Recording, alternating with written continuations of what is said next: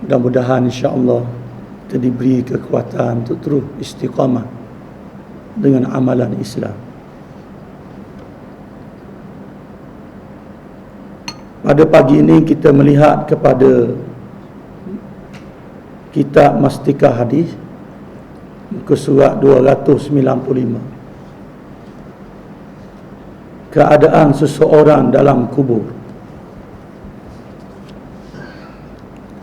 Mudah-mudahan hadis-hadis yang kita baca pada pagi ini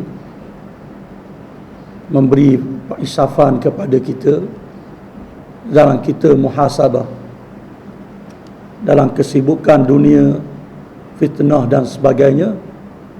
Kita jangan lupa berkaitan dengan kubur. Di taman ni kat mana kubur? Di belakang. Ya. Ya. Kita jangan lupa di sana kita akan pergi. Kita akan menetap di sana apabila sampai ajal. Mudah-mudahan berbahagia kita di alam barzah. Amin ya rabbal alamin. Firman Allah Subhanahu wa taala dalam ayat 20 dan 21 surah Abbas. A'udzubillahi minasyaitonir rajim. Thumma as-sabila yassara thumma amatahu fa akbar. Maksudnya, setelah Tuhan memberikan tiap-tiap seorang kemudahan memahami jalan-jalan baik dan buruk, supaya masing-masing berusaha semasa hidup untuk memilih jalan yang baik, Tuhan mematikannya serta menjadikan dia berkubur di tempat yang ditakdirkan Tuhan baginya, sama ada dalam perut bumi atau dalam perut ikan dan sebagainya. Kubur ialah tempat perhentian yang pertama di antara tempat-tempat perhentian alam akhirat yang juga dinamakan alam barzakh. Tempat seseorang akan mendapati apa yang dijanjikan dalam hadis-hadis yang di bawah ini menjadi kenyataan kepadanya. Muslimin dan muslimat yang dihormati sekalian, kita semua akan mati. Tapi kita tak tahu bila kita akan mati ni. Sudah berlalu orang-orang yang sebelum daripada kita yang telah meninggalkan kita. Ada yang mati kemalangan, ada yang mati lemas, ada yang mati kebakaran, ada yang mati sakit, ada yang terlantar lama di hospital, ada yang masuk lama di hospital mati, ada yang masuk sejam je mati, ada yang masuk seminggu mati, ada yang masuk 2 minggu tak mati lagi, mati di rumah dan seumpamanya. Kita semua akan mati. Dan negara kita ramai yang mati macam-macam jenis. Kalau penyakit ni ada yang stroke, kecil manis, darah tinggi, jantung, barah, macam-macam barah. Ke apa? Ke makanan. Ada yang mati kemalangan. Oh banyak, ramai mati. Ada yang mati lemas, ada yang mati kebakaran, rentung habis, macam-macam jenis mati di tempat kita. Cuma di tempat kita mati perang tak lagi ya. Terkini tak ada lagi. Sebab negara kita negara aman, bukan negara perang. Kalau di Palestin, di Kashmir, di Suria, di Iraq, itu negara perang. Kita aman, mati kita mati dalam keadaan sama ada kita mati dalam keadaan beriman, mati dalam keadaan munafik, ataupun mati kafir. Mudah-mudahan insya-Allah, amin ya rabbal alamin, mati kita dalam keadaan beriman. InsyaAllah pada pagi ini kita baca hadis yang berkaitan dengan tajuk keadaan seseorang dalam kubur. Hadis yang pertama, an Uthman bin Affan radhiyallahu an anna Rasulullah sallallahu alaihi wasallam qala innal qabra awwalu manzilin min manazilil akhirah fa in naja minhu fama ba'dahu aisaru minhu wa illam yanju minhu fama ba'dahu ashaddu minhu, rawahu at-Tirmizi wa Ibnu Majah. Maksudnya dari Uthman bin Affan radhiyallahu an bahawa Rasulullah sallallahu alaihi wasallam bersabda, sesungguhnya kubur ialah tempat perhentian yang pertama dari tempat-tempat perhentian alam akhirat. Oleh itu, jika seseorang terselamat dari huru-hara azabnya, maka huru-hara di tempat-tempat yang lain lebih ringan lagi kepadanya. Dan jika ia tidak terselamat dari yang tersebut, maka huru-hara di tempat-tempat yang lain lebih berat lagi. Hadis ini menunjukkan bahawa kubur adalah perhentian yang pertama di alam akhirat. Lepas kita berada di kubur, kita dibangkitkan, menghadap pula pada mahsyar. Pada mahsyar lagi dahsyat lagi.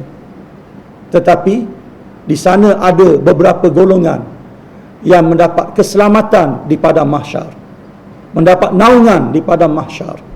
Pada hari yang tiada naungan melainkan naungan Allah Subhanahu wa taala. Kerana di sana ada orang yang mengikut dosa-dosa mereka, peluh mereka. Ada yang sampai ke lutut, ada sampai ke pinggang, ada sampai lemah, sampai ke telinga dan sebagainya. Namun di sana ada beberapa golongan yang dikecualikan daripada huru-hara yang dahsyat di padang mahsyar. Cuma saya tak sebutlah pada hari ini, kuliah hari ini, golongan yang macam mana, sebab dia ada dalam bahagian dia. Apa yang disebut oleh Nabi di sini, bila selamat di alam barzah, insya-Allah bila dibangkitkan nanti ringan untuk menghadapi yang lebih dahsyat lagi. Hadis yang kedua, an Abi Sa'id radhiyallahu an qala dakhala Rasulullah sallallahu alaihi wasallam musallahu fara'a nasan yaktashiruna qala ama innakum law aksartum dhikra hazimil ladzat la shaghalakum amma ara fa aksiru dhikra hazimil ladzat al maut. Dari Abu Sa'id radhiyallahu an katanya, pada suatu hari Rasulullah sallallahu alaihi wasallam masuk ke tempat sembahyangnya, lalu dilihatnya beberapa orang sedang gelak ketawa. Sedang gelak ketawa. Baginda sallallahu alaihi wasallam menegur mereka dengan bersabda, ketahuilah, sesungguhnya kalau kamu banyak menyebut dan mengingat perkara yang memusnah dan menghilangkan perasaan kesenangan, tentulah peringatan mengenainya akan menghalang kamu daripada melakukan apa yang aku lihat ini. Maka hendaklah kamu selalu mengingati dan menyebut perkara yang memusnah dan menghilangkan perasaan kesenangan, iaitulah mati. Kalau mengingat mati, mudah ketawa di dalam rumah Allah Ta'ala. Begitulah. Sebab Nabi SAW bila masuk bab sembahyang, tengok sahabat tengah ketawa. Ketawa, Rasulullah pun ingat. Ingat mati. Ingat mati. Maka bila ingat mati, kita banyak zikrullah, banyak membaca Quran, banyak melakukan amal-amal yang baik.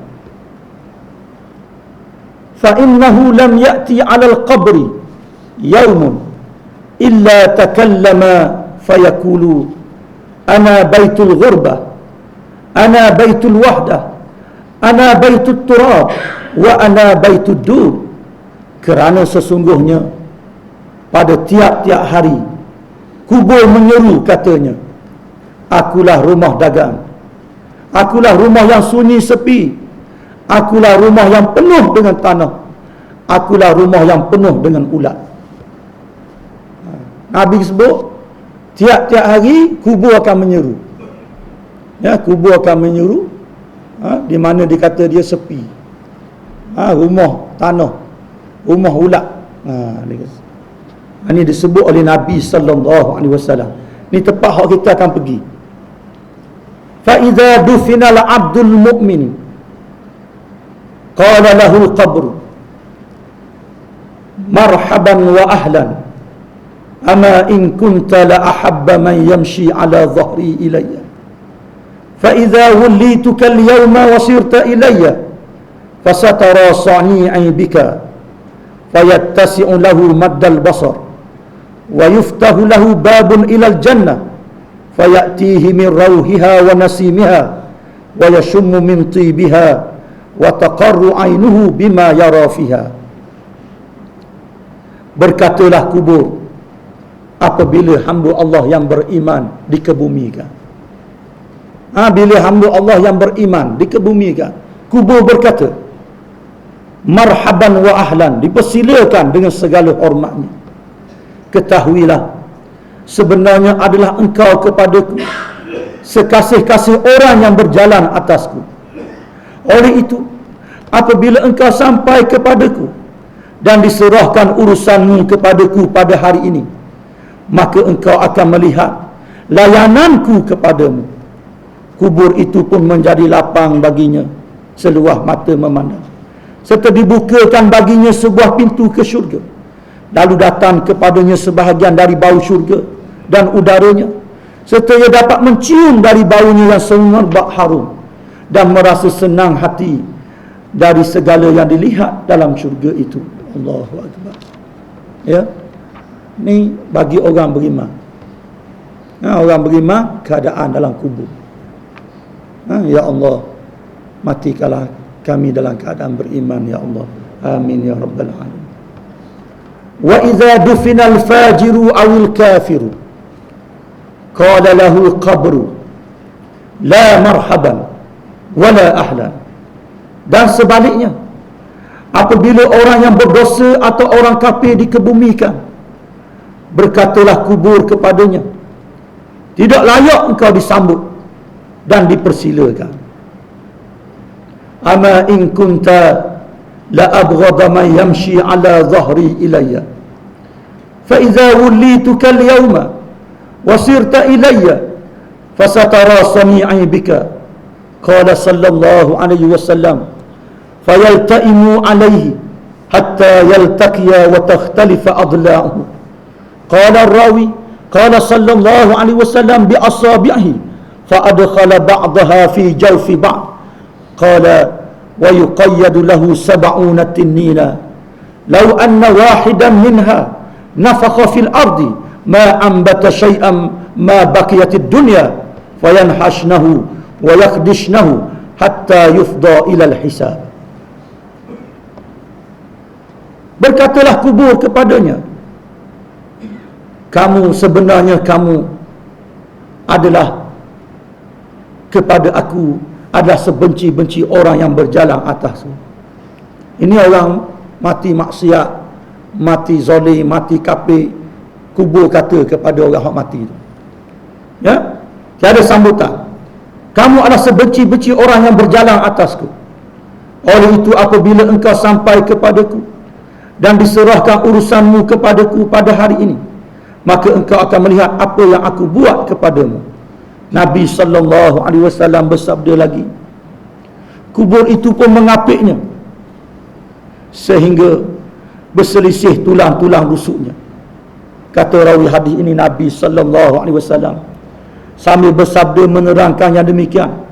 Lalu baginda sallallahu alaihi wasallam memasukkan jari-jari sebelah tangannya di celah jari-jari yang sebelah lagi. Menceritakan bagaimana kubur mengapik. Ya, kafir tubuh ni, orang-orang kafir, orang-orang maksiat, ya, orang-orang jahat yang mati. Kemudian baginda sallallahu alaihi wasallam bersabda lagi, dan dilepaskan kepada orang itu 70 ekor ular besar, yang kalaulah seekor di antaranya menghembuskan nafasnya di bumi, nescaya tidak akan tumbuh suatu pun dari tumbuhan atau tanaman selagi dunia ini masih wujud. Kemudian ular-ular itu akan mematuk-matuknya dan meluka-lukakannya sehingga ia dibawa untuk dihisab dan menerima balasan. Qala sallallahu alaihi wasallam, innamal qabru raudatun min riyadil jannah aw hufratun min hufarin nar. Rawahu at-Tirmizi wa al-Baihaqi. Kata rawi hadis ini, Nabi sallallahu alaihi wasallam bersabda lagi bahawa sesungguhnya kubur itu adalah sebuah taman dari taman-taman syurga atau sebuah gaun dari gaun-gaun neraka. Allahu akbar. Mudah-mudahan kita, kubur kita, satu taman daripada taman-taman syurga. Amin ya rabbal alamin. Bukan satu gaun daripada gaun neraka. Menjadi kebiasaan kepada imam yang menyembahyangkan jenazah, antara doa sunat yang dia baca kalau si mati itu ada di hadapan dia, sama ada lelaki puang ke tak, Allahumma ja'al qabrahu aw qabraha raudatun min riyadil jannah wa la taj'al qabraha aw qabrahu hufratan min hufarin nar. Ya Allah, jadilah kubur si mati ini satu kebun daripada kebun syurga, jangan kau jadikan satu lembah daripada lembah neraka.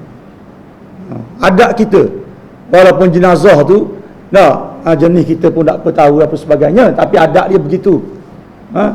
Sebab kita kena berdoa, kena husnuzan kepada jenazah, kerana syurga neraka ni hak Allah Subhanahu wa taala. Ya, kita kena ingat. Sebab ada bahagian-bahagian yang mana kadang-kadang kita kata dak semayang, kita nampak dak mari surah dah. Ya semayang dah. Ataupun dia tak semayang, tapi di sana ada amalan yang orang semayang tak buat. Ada juga. Kita tak tahu.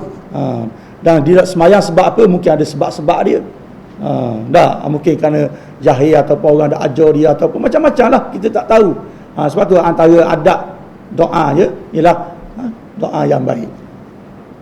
Kita cari juga, kalau kita ziarah orang mati, cari juga orang baik, sebut orang baik, orang jahat jangan sebut. Adab dia, kerana cakap kita ni doa.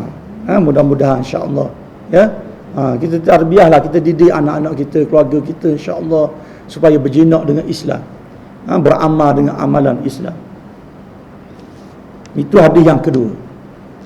Hadis yang ketiga, An Abi Hurairah radhiyallahu anhu qala Rasulullah sallallahu alaihi wasallam, idza qubira al-maitu atahu malakani aswadani azraqani yuqadu li ahadihima al-munkar wa lil akhari an-nakir.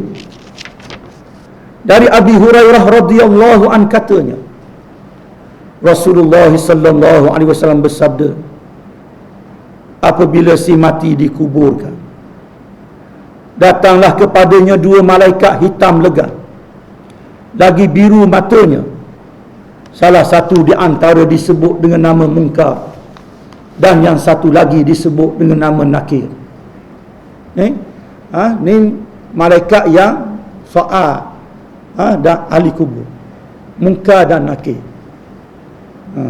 Balik lagi, anak kita bangun, tanya anak kita, cuba sebut nama malaikat hak soal ahli kubur. Rupa dia macam mana?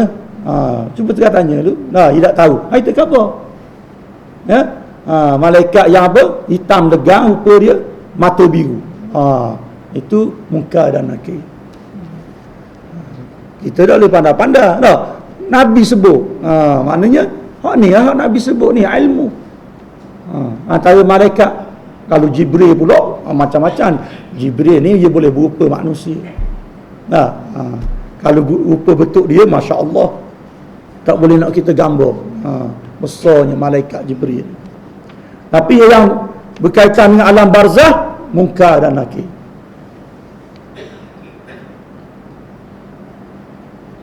fayuq'idanihi ba'da i'adati ruhihi fi jasadihi fayakulani lahu ma kunta taqulu fi hadha ar-rajuli Wa fi riwayatin li Abi Daud, ma kunta ta'budu fa inillahu hadahu qala kuntu a'budullah. Fayuqalu lahu ma kunta taqulu fi hadha ar-rajul. Wa fi riwayatin ukhra lahu aidan fayakulani lahu man rabbuka fayaqulu rabbi Allah. Fayakulani lahu ma dinuka fayaqulu dini al-islam. Fayakulani lahu ma hadha ar-rajul alladhi bu'itha fikum fa in kana mu'mina qala huwa abdullah wa rasuluh. Ashhadu an la ilaha illallah wa anna Muhammadan abduhu wa rasuluh. Kemudian keduanya, yakni Munkar dan Nakir, mendudukkan si mati itu setelah dikembalikan rohnya ke dalam jasadnya. Kemudian mereka menyoalnya, apa yang engkau pernah katakan mengenai orang ini, yakni Muhammad sallallahu alaihi wasallam. Dan pada satu riwayat oleh Abu Daud, mereka bertanya kepadanya, apa yang pernah engkau sembah? Maka kalau Allah memberi hidayat petunjuk kepadanya, ia akan menjawab dengan berkata, aku menyembah Allah. Kemudian dia ditanya lagi, apa yang pernah engkau katakan mengenai orang ini, Muhammad sallallahu alaihi wasallam? Dalam satu riwayat yang lain oleh Abu Daud juga, mereka menyoalnya dengan berkata, siapa Tuhanmu? Ia menjawab, Tuhanku ialah Allah. Mereka bertanya lagi, apa agamamu? Ia menjawab, agamaku ialah Islam. Mereka bertanya lagi, siapa dia orang yang telah diutuskan dalam kalangan kamu, yakni Muhammad sallallahu alaihi wasallam? Maka kalau si mati seorang yang beriman, ia akan menjawab dengan berkata, orang itu Muhammad sallallahu alaihi wasallam ialah hamba Allah dan Rasulnya. Aku mengetahui serta meyakini bahawa sesungguhnya tiada Tuhan yang berhak disembah melainkan Allah, dan bahawa sesungguhnya Muhammad itu ialah hamba Allah dan Rasulnya. Inilah jawapan orang beriman, penuh yakin, ya, Muhammad ini adalah pesuruh Allah, hamba Allah dan pesuruhnya. Yakin orang beriman, orang beriman. Sebab itulah mati beriman ni mati mulia. Kubur sambut molek, jawab soalan malaikat comel, yakin. Allahu Akbar. Ini layanan Masya Allah bila berada di alam barzah. Di dunia ni kena molek lah, kena baik, kena jadi orang beriman, tahan sabar ujian, jangan mudah ditipu oleh Yahudi dan Nasara. InsyaAllah kita akan berjalan di atas landasan Islam, iman sampai ke mati. Bila jawab begini, fayakulani lahu qad kunna na'lamu annaka taqulu haza. Malaikat Munkar dan Nakir kata apa? Kami sedia mengetahui bahawa engkau mengakui yang demikian. Memang kau akan jawab begini. Wa fi riwayatin li Abi Daud qala fayunadi munadin minas sama an qad sadaqa abdi fafrishuhu minal jannah wa albisuhu minal jannah waftahu lahu baban ilal jannah. Dalam riwayat Abu Daud, bahawa baginda sallallahu alaihi wasallam bersabda, lalu diseru oleh penyuruh dari langit, katanya, sungguh benar hambaku, maka bentangkanlah kepadanya satu hamparan dari syurga, dan pakaikanlah dia pakaian dari syurga, serta bukakanlah baginya sebuah pintu ke syurga. Allahu Akbar. Qala sallallahu alaihi wasallam, fayatihi min rawhiha wa tibiha thumma yufsahu lahu fi qabrihi 70 dhira'a fi 70 thumma yunawwaru lahu fihi thumma yuqalu lahu nam fayaqulu arji'u ila ahli fa ukhbirahum ya'ni bi anna hali tayyibun fayaqulani nam ka naumatil arus alladhi la yuqidhuhu illa ahabbu ahlihi ilaihi hatta yab'athahu Allah min marja'ihi dhalika.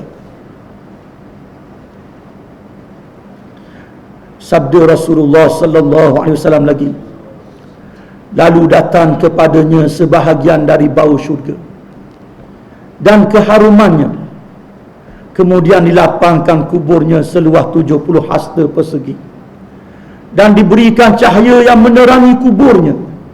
Kemudian dikatakan kepadanya, tidurlah.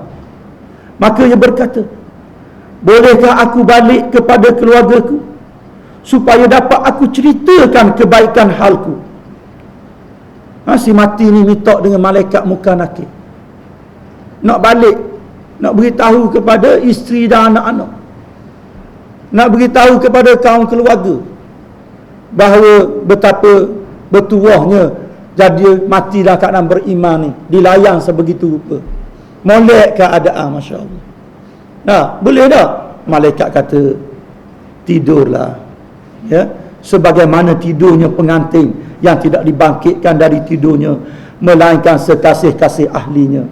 Demikianlah halnya sehingga ia dibangkitkan Allah dari tempat baringnya. Maknanya tak dapat azab. Jawab molek, Masya Allah. Kubur, Allahu Akbar. Ini yang kita nak. Ya, sebab kita berseorangan di alam barzah. Allahu Akbar. Masya Allah. Mana siapa, bagaimana comelnya tak, moleknya layanan keadaan, nak royak ke keluarga.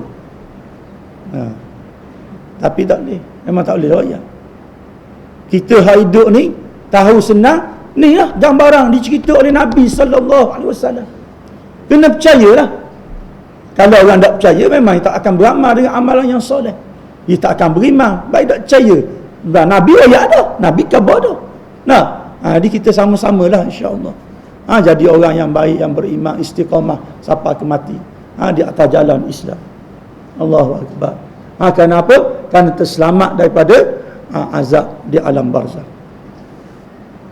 Wa in kana munafiqan, qala ya'ni fil jawab, sami'tu an-nasa yaquluna faqultu mislahu la adri. Dan jika si mati itu seorang munafik, ia menjawab pertanyaan malaikat itu dengan katanya, aku dengar orang berkata demikian, maka aku pun turut kata sama. Aku tidak tahu benar ke atau tidak. Ini orang munafik. Orang munafik yang mati dalam keadaan munafik, dia jawab tak yakin, betul salah, dia tak yakin. Berbeza dengan orang beriman. Orang beriman dia yakin Muhammad ni hamba dan rasulnya. Tapi orang munafik ni, dia beri clue juga, aku tak tahu betul ke tak. Tu dia orang munafik. Orang munafik ada tak di dunia ni? Ada tak? Ada. Kita minta berlindung lah, jangan jadi munafik. Ikon munafik dah ada dah kan, dalam Quran disebut dah. Ikon munafik Abdullah bin Ubay bin Salul. Kita baca ciri-ciri munafik yang berkaitan dengan Abdullah bin Ubay bin Salul ni, Masya Allah. Kita minta berlindung, ya, kita muhasabah diri. Abdullah bin Ubay bin Salul ni, dia semayang belakang Nabi, menunjukkan dia atas zahirnya Islam, semayang belakang Rasulullah. Mana semayang, tapi bila mati tak boleh nak jawab, ataupun tak yakin dengan jawapan. Macam mana boleh jadi munafik ni, semayang belakang Rasulullah? Ketika dia nak mati, disebut dalam tafsir Ibn Kathir, surah At-Taubah. Kita tengok surah At-Taubah, kisah bagaimana Nabi pergi ziarah Abdullah bin Ubay. Bila Nabi ziarah, Nabi kata apa? Kecintaan kamu kepada Yahudi membinasakan kamu. Kerana sayang pada Yahudi ni, sanggup lawan Rasulullah, hina Rasulullah, bawa fitnah pada Rasulullah, pada isteri Rasulullah dan sebagainya. Kita baca kisah dia memang banyak. Antara surah Al-Munafiqun menceritakan bagaimana dia menghina Rasulullah. Bila ada laporan, dia pun bersumpah dengan sumpah palsu. Dia kata dia tak hina Rasulullah. Antara perancangan Abdullah bin Ubay dan kucu-kucu dia, la tunfiqu ala man inda Rasulillah hatta yanfaddu. Jangan bagi duit, bantuan pada orang yang ikut Rasulullah, biar dia lari daripada Rasulullah. Siapa tahap macam tu, tambah hui bantuan kepada orang susah yang mengikut Nabi SAW. Itu perancangan mereka. Dan banyak lagi kisah fitnah terhadap Aisyah dan seumpamanya, macam-macam dilakukan. Yang mana perkara yang ini yang menyebabkan mereka dicok sebagai munafik. Na'udzubillah min zalik. Kita minta berlindung. Kerana bukan saja kubur tak sambut, bukan saja dia tak boleh jawab ataupun jawab tak yakin dengan apa yang disebut, fayakulani qad kunna na'lamu annaka taqulu dhalik. Maka malaikat berkata dengan katanya, memang kami tahu engkau akan berkata demikian. Maknanya malaikat tahu dah, memang orang munafik akan jawab gitu.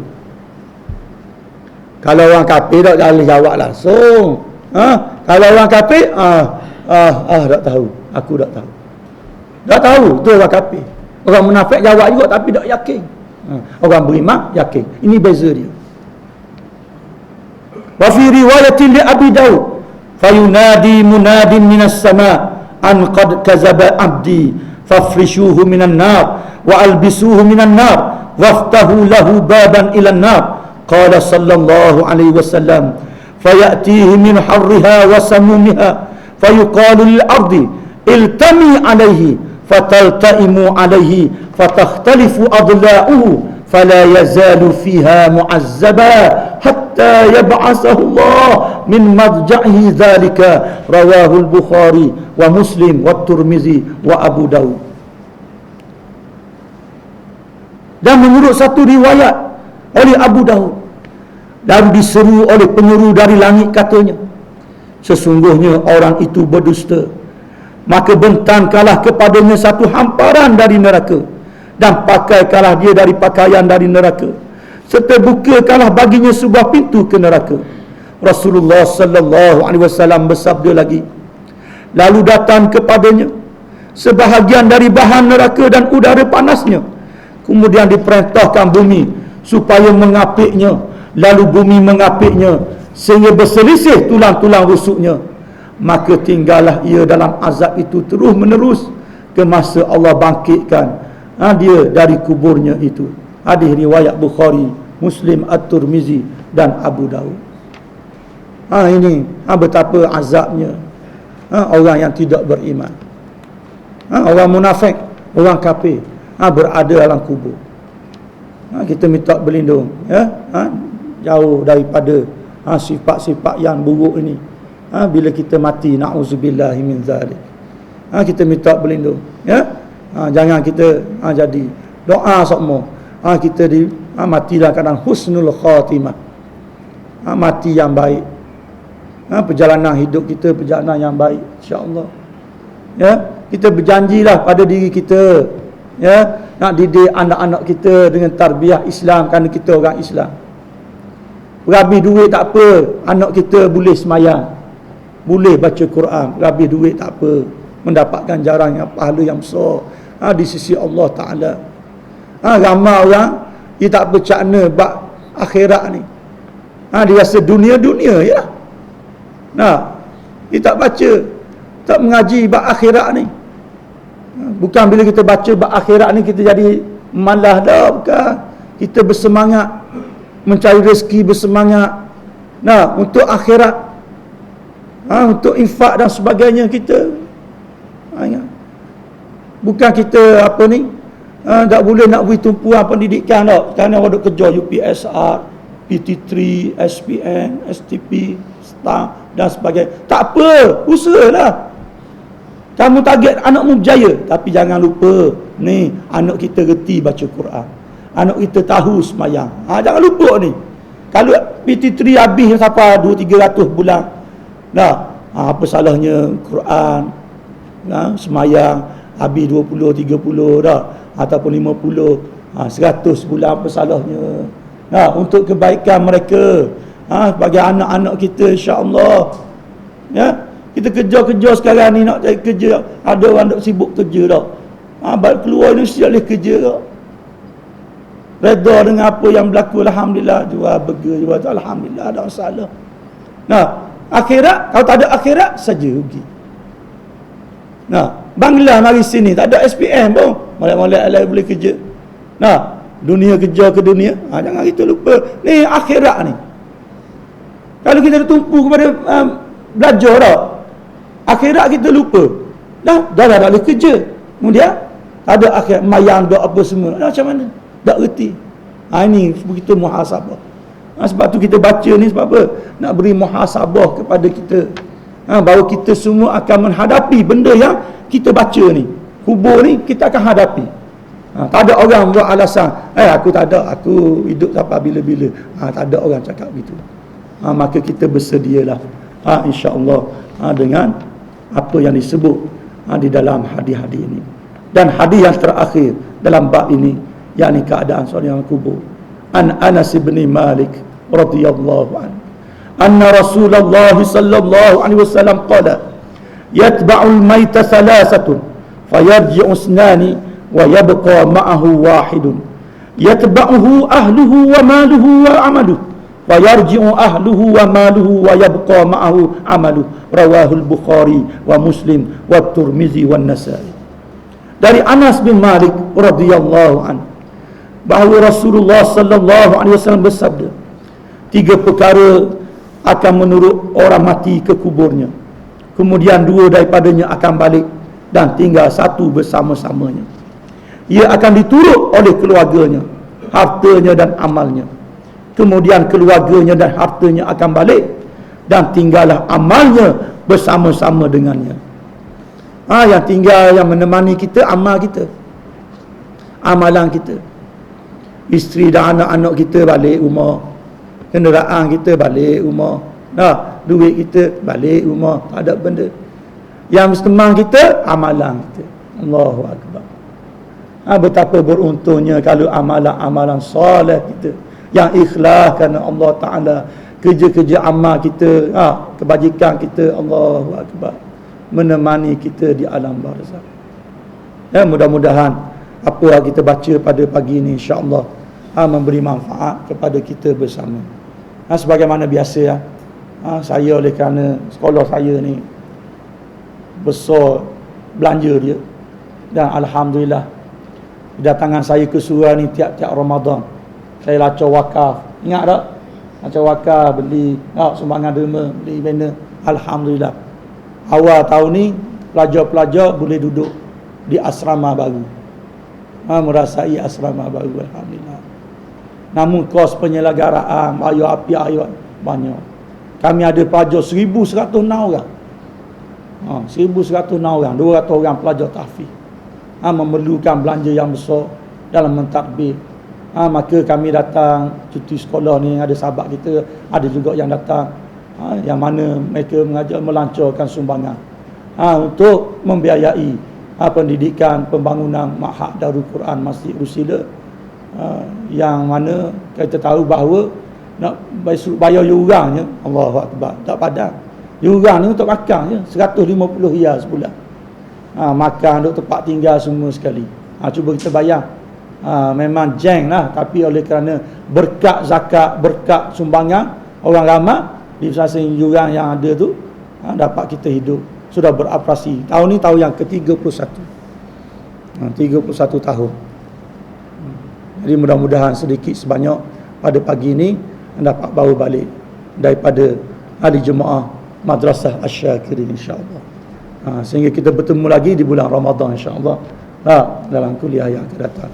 Wallahu a'lam. Bismillahirrahmanirrahim. Alhamdulillahirabbil alamin, wassalatu wassalamu ala wa ala alihi washabbihi ajma'in. Allahumma ij'alna minal ladzina yastami'una al-qawla wa yattabi'una ahsana. Allahumma ighfir lana dhunubana wa liwalidina warhamhum kama rabbawna shighara.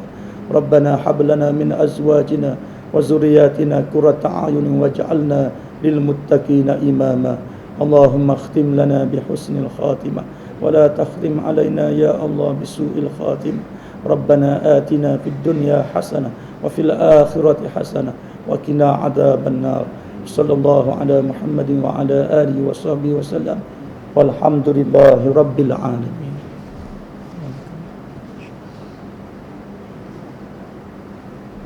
Assalamualaikum warahmatullahi wabarakatuh.